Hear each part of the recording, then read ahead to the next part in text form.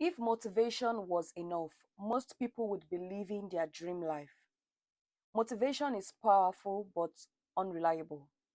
Consistency, on the other hand, is quiet, and that is why it works. In today's video, I want us to explore why consistency matters more than motivation and why consistency doesn't have to feel as hard as it does.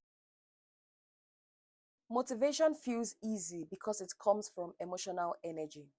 It comes from excitement, inspiration, pressure, fear of missing out. And by nature, emotions are temporary.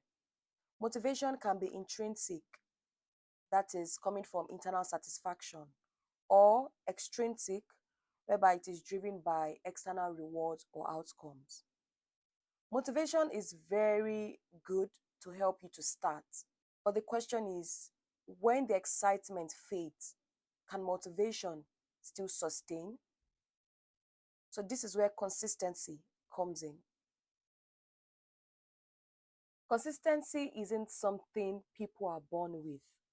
No one is naturally disciplined. What separates people is what they repeatedly do. Consistency is the accumulation of small actions over time. Those actions compound positively or negatively. Because consistency is a skill, it can be learned, it can be developed, and it can be strengthened.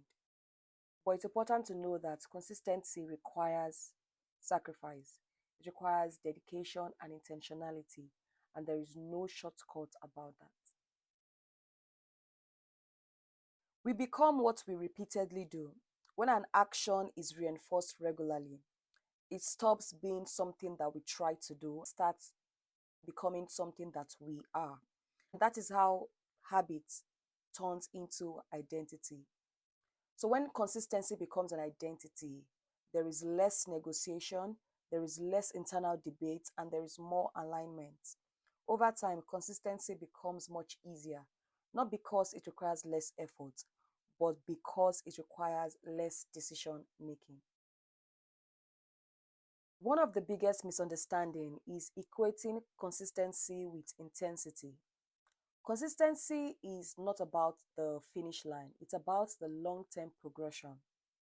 Consistency could be hard in the sense that your efforts could be invincible, the results could be delayed, and sometimes there is no immediate reward, which can be uncomfortable. But consistency requires small action, which compounds over time. Small actions done repeatedly produce meaningful results over time. This applies across personal growth, personal development, health, finance, or in learning. For instance, if you want to buy a house, it requires consistent saving and investment for you to purchase the house. So consistency works because it turns overwhelming goals into manageable steps. That is the power of consistency. It involves small actions. And these small actions helps to lower resistance. It reduces pressure and it increases sustainability. For anyone to be consistent in doing something, you need to put in systems and structures in place. A system is an enabling environment that makes an action easier to take. Even when there is no motivation, when you put in some structures and systems in place, it makes it easier for you. For example, if I want to consistently be posting on my YouTube channel, I need to put structure and system in place, whereby I have a particular day that I have to outline my script. I have another day where I have to record the video, another day that I have to edit the video, and another day I have to post. I've put in some structures. With this, I've put in some structures and systems in place that would enable me to take those actions. Another example would be healthy living. If I want to live more healthier and I want to go to the gym regularly, I need to put in structure and systems, such as having to bring out my gym outfit a night before the day I'm going to the gym. I have to ensure that my fridge is filled up with healthy food, healthy snacks. I have to set alarm for the time for going to gym.